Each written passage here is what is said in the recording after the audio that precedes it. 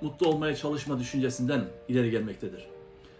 Mutsuzluğumuzla yüzleşirsek mutsuzluğumuz da sona erecektir. Onu bir misafir gibi güzelce ağırlayıp nezaketle davrandığımızda kısa sürede gidecektir. Mutsuzluk sona ermeden mutluluk gelmez.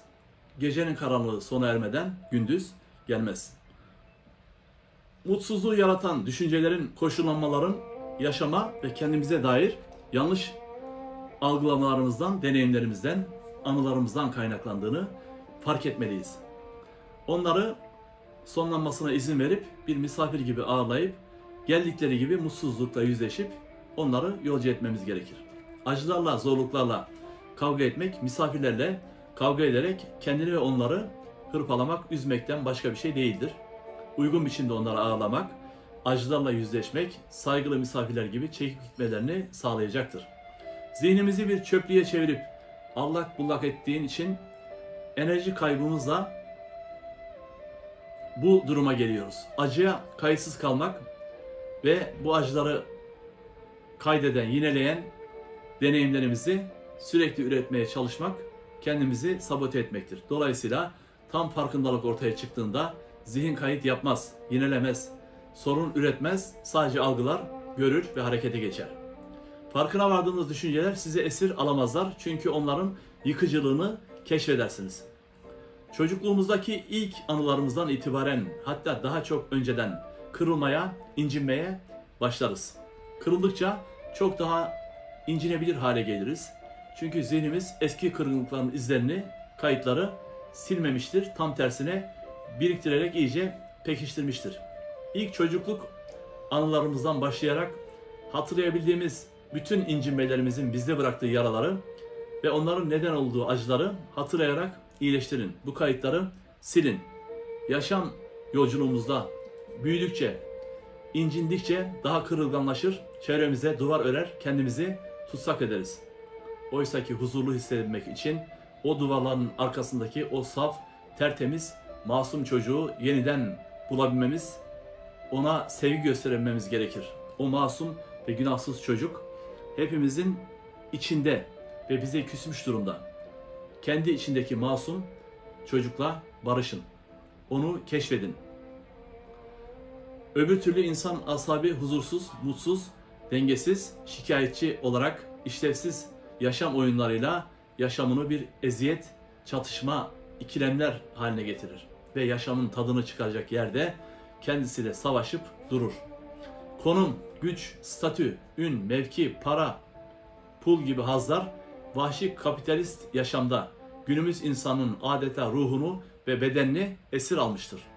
İnsanın fıtratı bozulmuş, doğadaki, ormanlardaki yürüyerek burada avlandığı, dolaştığı, mutlu olduğu yıllardan kentlerin adeta arı kovanı gibi 10. katlarına, 20. katlarına, 50. katlarına, küçücük kulübelere, dikdörtgen yapılara hapsedilmiş ve insanın fıtratı bozulmuştur. Mutsuzluğu buradan gelmektedir. Başkalarıyla yarışmak, önemli olmak, onaylanan biri olmak. Herkes önemli olmaya çalışıyor. Fakat değerli olmanın daha önemli olduğu unutuldu. Bu yüzden hepimiz önemli biri olmaya çalışıyoruz aslında. Çünkü insan zihninin tamamı toplumsal kurallar, normlar, gelenekler, ideallerle koşullanmıştır ve birey olmanın yolu bazı değerleri abartıp göklere çıkarmak, bazılarını ise bastırarak bilinçaltının derinliklerine itmekten geçiyor. Oysa dünyada yaşayan herkesin zihni ortak insanlık bilincinin ayrı bir şey değildir. Bastırarak, abartarak oluşturduğumuz tamamen birer kurgu ve aldatmacadan ibarettir. Toplumun bizim zihnimize yüklediği birçoğu çarpık ve yanlış olan yüklerden ibarettir. Daha güzel, daha zengin, daha ünlü olmak, insanlıktan çıkmak, ahlaktan uzaklaşmak, parayı her şeye tahvil etmek, parayı bir araç değil amaç haline getirmek, her türlü insanlık dışı şeyi yaparak zenginleşmek, sadece bir vahşi hayvan olmak, hominid olmak anlamına gelir. İnsanlıktan ne kadar uzaklaşırsanız o kadar mutsuz olursunuz. O para, pul hiç kimseyi kurtarmaz.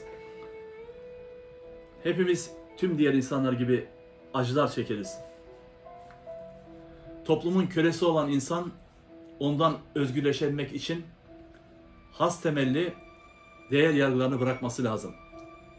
Yaşam her zaman haz alabileceğimiz bir süreç değildir. Var olmak zaman zaman engeller, acılar üretir. Yaşıyor olmanın, nefes almanın sevincini duymak ve yaşamın bir oyun gerçeklik olduğunun farkına varmak ve çocukluğumuzda yitirdiğimiz bu kayıp cenneti tekrar bulmak hepimizin yetişkinlikteki yaşam görevlerinden biridir ve esasında terapiler de bunu sağlamaya çalışır. Bütün bu şartlamalarla zihnimiz programlanmış robot gibi çalışır ve mevcut programın dışına çıktığımızda bize nasıl öğretildiyse öyle davranıp adeta mahkumlar gibi bir yaşam süreriz. Hissettiğimiz duygu nedir? İç sıkıntısı mı, korku mu, öfke mi, huzursuzluk mu, mutsuz olmamızın kaynağı nedir? Günlerin getirdiği ve yaşamın bize sunduğu şeyler neden bizi mutlu etmiyor? Şimdi tam olarak bütün bunları keşfetme zamanıdır. Huzursuzluğumuzun altında yatan nedenleri keşfetmeliyiz. Çocukluğumuzu hatırlamalı ve orada duygularımızı hissederek çocukken yaşadığımız olumsuzlukları yük olarak taşımayı bırakarak yeni işlevsel, daha doyumlu yaşam yolculuklarına çıkmayı öğrenmemiz gerekir. Sevgisizliğin yarattığı sıkıntıları göremeyen insanlar gerçekten kör olur ve bu gerçeği göremeyince de büyüdükçe kendilerine sıkıntı verirler, bedenine, ruhuna zarar verecek yıkıcı alışkanlıklara kapılırlar, yozlaşırlar ve saflığını yitirerek korku, nefretin, can sıkıntısının esiri haline gelirler. Sıkıntıların ve üzüntülerin kaynağına inmeden, bunların temellerini anlamadan asla huzur bulamayacaksın. Kendi insani durumunla, doğduğun yerle, eğitiminle, aile ve kültürel yapınla, yani sana özgü gerçekliklerle yaşam yolculuğunu sürdürdüğünü fark et. Bu yolculukta öğrendiğin yanlış şeyler bugün taşıdığın yüklerin büyük bölümünü oluşturuyor ve bunların büyük bölümü mantıksız. Kaçmaya çalıştığın acılar ve hayal kırıklıkları, bütün bu gerçeklikler sana özgü, senin kendi yaşamına ilişkin acılardır, hayal kırıklıklardır, yaşam oyunlarıdır. Sıkıntılar ve mutsuzluklarla uğraşırken bunların nedenlerini, kökenlerini, temellerini keşfetmeyi, bütün bunların nereden beslendiğini, yaşam şemanın nasıl ve neden bu şekilde olduğunu, buna nasıl karar verdiğini düşün. Kendinden ve olaylardan neden sürekli şikayetçi olduğunu anlamaya çalış. Yarattığın ve örgü örer gibi uzun yıllar ördüğün, kalıplaşmış, sana hizmet etmeyen tutum, düşünce ve davranışlarından vazgeçmeyi öğren. Enerjini boşuna tüketmeyi bırak. Olumsuz, negatif savunmalarının altında yatan işlevsizlikleri fark et. Şu anda dışarıda ve içeride zihninde olanlarla birlikte yaşamını kurduğunu gör. Yaşamının bütünselliği yanında çektiğin sıkıntıların anlamı sana ne ifade ediyor? Bugün davrandığın şekilde yaptığın hareketler istediğin sonucu almana hizmet ediyor mu? Yoksa başına problemler mi çıkartıyor? Çoraplar mı örüyor? Düşün. Açgözlük, doyumsuzluk, hırs, başarı, mevki, yarışma, öne geçme çabası, benmerkezcilik, narsistlik gibi tüm sahte etkinlikler insanlığımızı yadsıyarak bozuk bir bilinç düzeyinde adeta zihnimizi çöp haline getirdiğimiz ve kendimize eziyet, işkence yaptığımız, bizi tutsaklaştıran şeylerdir. Bunları fark ederek özgürleşmek, bu dayatmalardan uzaklaşarak insanlığımızla, dürüstlüğümüzle, geri geldiğinde yoksunluklarımızla bile övünerek, insan olduğumuzu hissederek yaşamayı başarmamız gerekir. Ancak bu durumda gerçek huzur, gerçek mutluluğu bulabiliriz. Abartılı isteklerimizden, sürekli haz almaya çalışmaktan, sürekli mutlu olmaya çalışmaktan vazgeçtiğimizde, burada koşullanmaları bıraktığımızda esiri olduğumuz isteklerin tutsaklığından kurtulup insan olduğumuzu fark ederek, onların içinden geçerek, boş çabaları bırakarak, sürekli istemeyi terk ederek, farkında olmadan kendi mutluluğumuzu kendimize hediye etmiş oluruz. Sürekli insanlığımızdan ödün vererek çabalamamız, sıkıntılardan, üzüntülerden kaçmaya çalışmamız dengemizi bozar. yüzme bilmeyen birinin denize düşüp çırpınarak dibe batması gibi yaşam becerileri kazanmadığımız zaman sürekli bu suya düşüp boğulan insanlar gibi oluruz. Mutsuzluğumuzun hırslarımızdan, sürekli zoraki mutlu olmaya çalışmaktan, bilgisizlikten kaynaklandığını göremediğimizde sürekli dibe batmaya devam ederiz. Çabalamayı bırakıp hareketsiz kalmak, sakin kalmak bizi suyun yüzeyinde tutar. İşte bu sağ kalmaktır. Denizdeyken nefes aldığımız zaman batmadığımız gibi gerçekten kendimize derin bir nefes üflediğimiz zaman da, bunları fark ettiğimiz zaman da suyun üzerinde kalmayı başardığımızı göreceğiz. Böylece başkalarının bizi sevmesini beklemek, değer vermesini beklemek gibi boş şeylerden kurtulup her insan teki gibi sürekli değer görmeyi, sürekli şımartılmayı, beklemeyi, işlevsizliğini bırakıp burada insanların koşullu sevgilerinden uzaklaşıp zihinlerindeki hapishanede bulunduklarını, çaresiz kaldıklarını görüp farkında olmadıklarını gözlemleyerek bir acıma duygusuyla burada işte sevginin koşulsuz sihirli gücünü fark ettiğimiz noktaya ulaşırız. Sıkıntılarımızın kaynağı geçmişimizdir. Zihnimizde geçmişte kalmaya meyilli olduğundan bu olumsuz otomatik düşünceler her zaman bizi rahatsız eder. Kendiliğinden oluşan ve müdahale etmediğimizde kendiliğinden gittiklerini gördüğümüz mutsuz saatlerimiz daha sonra biz öz şefkat, acıma duygusu gibi bedenimizi, zihnimizi kaplayan ve içimizdeki o çocuğu sarıp sarmalamamız gerektiğini bize hissettiren yaşantılara ulaşmamızı sağlar. Siz artık yetişkinsiniz. Bu ilgi açlığının bir kötü takıntı olduğunu fark edin ve artık ona ihtiyacınız olmadığını, kendi içinde kendini değersiz hisseden o küçük çocuğun isteklerini bırakıp su yüzüne çıkarın ve burada artık yaralarınızın iyileştiğini ve yaşamın gerçekliğini, sürekli size kimseye ilgi göstermediğini, aslında her insana aynı şekilde yaşamın belli dönemlerinde eziyet ettiğini fark edin.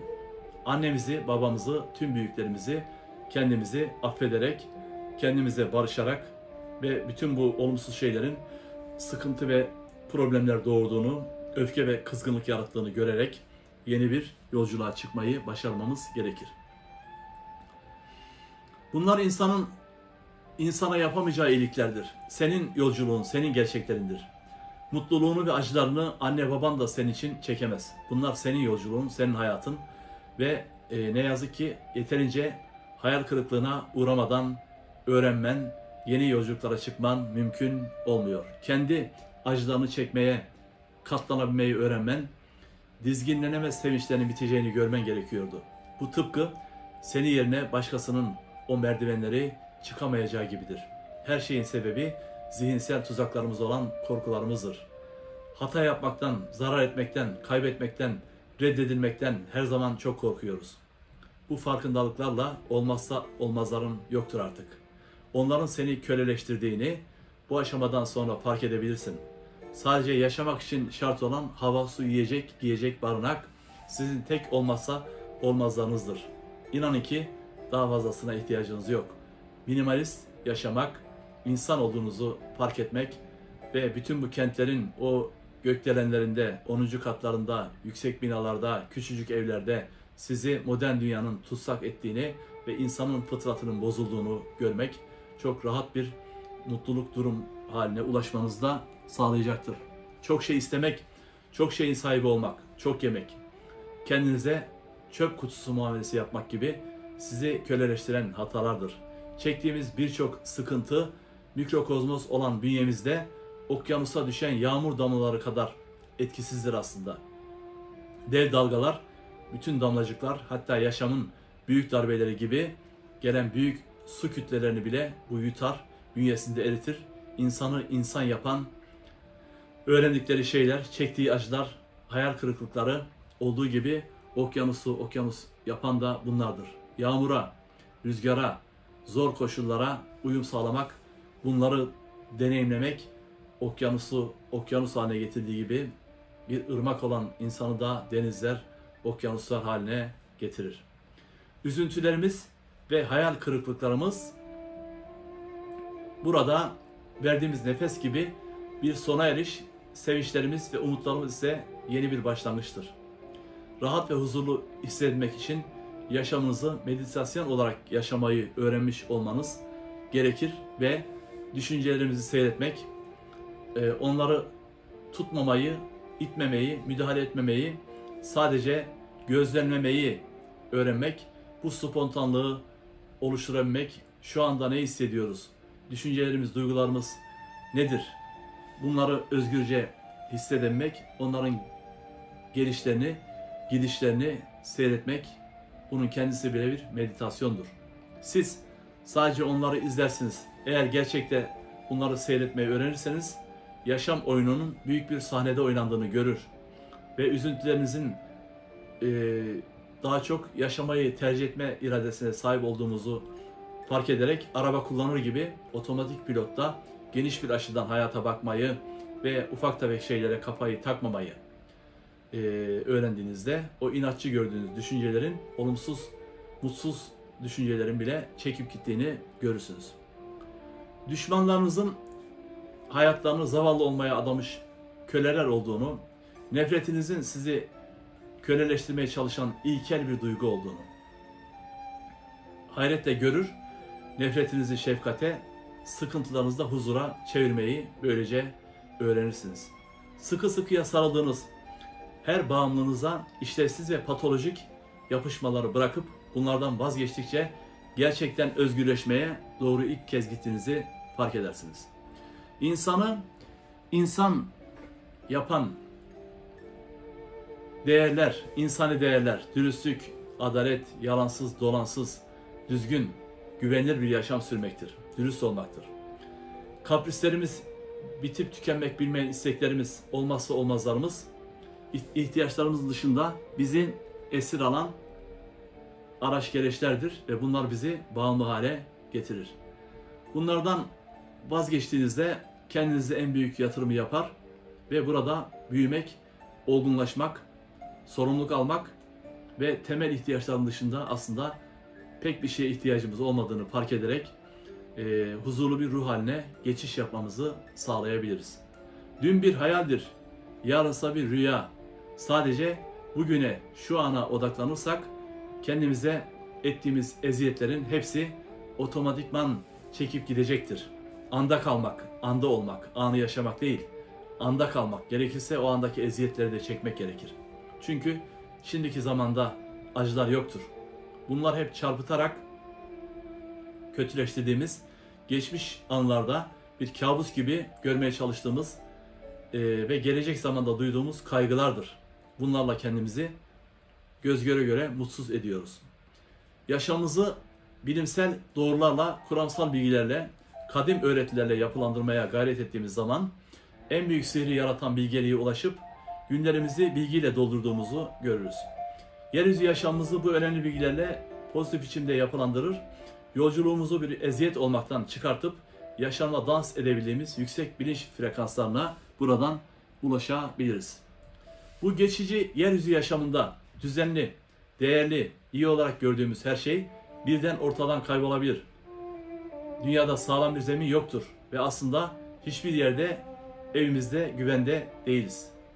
Terapist olmayı seçerek, eğitici olmayı seçerek diğer insanların acılarla uğraşmak, kendi acılarımızı hafifletmemizin de bir yoludur aslında. Yaşamlarımızda her zaman inişler, çıkışlar, sevinçler, üzüntüler olacaktır. Hastalıklar, ölümler, felaketler, kayıplar, acı, yas gibi durumlar, ölmeden ölmek anlamına gelen derin travmalar her birimizde büyük hayal kırıklıkları ve değişimler yaratır. Buna travma sonrası gelişme, büyüme adını boşuna vermiyoruz. Bitmez, tükenmez istek, arzu ve ihtiyaçlarımızla gerçek durumla karşı karşıya geldiğinde bundan geriye bize gerçekleşmeyen beklentilerimizin yarattığı acı ve hayal kırıklığı kalır. Bu travmatik durumlar ruhsal dünyamızı alt üst eder ve psikolojimizde büyük yaralar açar. Boşanma, iflas, işsizlik, yoksulluk, ekonomik problemler gibi şeyler Modern dünyada, kentlerde bizlerde büyük stres yaratır. Her insan tekini hırpalar. Doğuştan sahip olduğumuz genetik yapımız ve yetişme sürecinde yazılımımıza yüklemiş öğrenmelerle kendimize göre kurmuş olduğumuz baş etme sistemiyle bu olumsuzlukları göğüsleyerek atlatmaya çalışıyoruz hayatta. Dayanıklılığımızı ve gücümüzü artırmak, zorluklarla ve engellerle sağlıklı biçimde baş edebilmek isteriz. Bazen yalanlarla, yalınsamalarla yaşar bir teselli bulduğumuzu zannederiz. Hepimiz engellerden, zorluklardan, stresten kurtulmanın yollarını, taktiklerini ararız. Psikoloji, sosyal hizmet, psikiyatri gibi ruh sağlığı meslekleri ve bilim dalları insanların ruh sağlığını korumak, davranışları, tutumları ve düşünceleri altında yatan nedenleri araştırmak, bunları ortaya koyarak günlük hayatlarını kolaylaştırmak ve yaşam kalitelerini yükseltmek gibi birçok amaçları vardır. Esasında bir psikolojik eğitim, yani psikoeğitim süreci olan psikoterapi, kelime anlamı olarak insanın ruhuna, iç ruhsal dünyasına bakmak, bakım vermek, dayanıklılığını artırmak ve yeniden iyileştirmek anlamlarına gelir. Psikoterapi, psikolojik danışma, psikoloji, sosyal çalışma gibi ruh sağlığı profesyonelleri, danışan, başvuran, sorun sahibi kişilerin düşünme bozuklukları, yaşam karşısındaki yetersizlikleri ve duygusal acıları, davranış problemleri gibi alanlarda danışmanlık yaparlar. Daha etkili bir psikososyal yardım ve destek sağlayarak gücünü aktive etmesi, sağlıklı baş etme mekanizmaları kurabilmesi, işlevsel, doyumlu bir yaşam sürebilmesine katkı yapmaya çalışırlar. Ruh sağlığı müdahalesinde temel amaç sosyal çevrenin ve toplum kaynaklarının bireylerin gelişimi için seferber edilmesi, sorun sahibi kişilerin kendi güçlü yönlerini, becerilerini fark etmeleri, bunları kullanmayı öğrenerek yaşamlarını olabildiğince sağlıklı içinde organize edebilmelerine yardımcı olmaktır. Mutlu olmak için bulutların, yağmurun gitmesini beklemeyin. Bu kötü havaların da tadını çıkarın. Çatışmaları çözmeyi öğrenin. Ben merkezi yaklaşmayın. Uzlaşmacı olun. Yargılayıcı olmayı bırakın. Düşüncelerinizin duygularınızı ve eylemlerinizi gündelik yaşam gerçekliğini yarattığını unutmayın. Fark edin. Sürekli çözüme yönelik bir davranış refleksi geliştirin. Niye bunlar benim başıma geldi, ne talihsiz başım var demeyin. Bu durumda neyi çözebilirim diye bakın. Bütün her şeyin genetikten kaynaklandığını zannediyorduk. Fakat 2000'lerden sonraki genom projesiyle 23.000 gen keşfedildiğinde aslında genlerimizde çevreyle etkileşimle beraber genlerimizin bizi ortaya koyduğunu, bizim de davranışlarımızda halen kendi oluşumumuzu ve daha sonra kuşakların oluşumunu değiştirdiğimizi, yani epigenetiği açık biçimde fark ettik ve burada işte sistem kuramı, ekolojik kuram gibi sosyal bilimlerdeki kullanılan kuramların ne derece yaşamsal önemi olduğunu buradan fark ettik.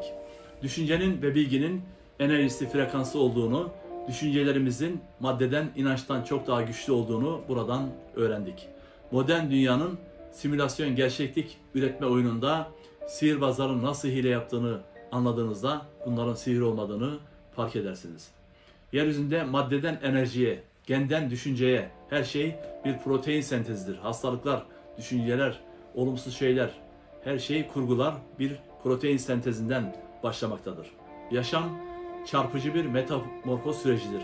Tırtıldan kelebeğe, serçeden kartala, şahine dönüşme yolculuğudur. En uzun ağaçlar, en zorlu rüzgarların estiği yerlerde yetişir. Acıların, engellerin, zorlukların üstesinden gelemezseniz bir hikaye yazmanız da söz konusu olmaz, bir başarı öykünüz olmaz. Yeryüzündeki yaşamın doğrusu en büyük aşmazı belki de insanın her ne yaparsa yapsın kendinden çıkıp gene kendine dönen bir yolda yürüdüğünü fark etmemesidir.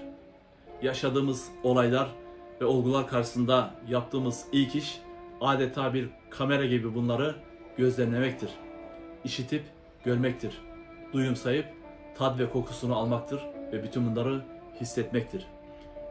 Milyonlarca yıllık evrimsel sağ kalım maceramızın bize hediyesi güçlü duygularımızla hissetmek, sezmek, duyularımız bunları çok daha içerilerde duyumsamak, hissetmektir. Gözlerimizle görüp, ruhumuzda, iç aygıtımızda hissetmemiz arasında beynimizde işleyen mekanizma çoğu kez olayları yanlış, çarpıtılmış, gerçek dışı yollarla algılamamıza neden olmaktadır. Çünkü insan öyle zannettiğiniz kadar mantıklı ve rasyonel bir varlık değil.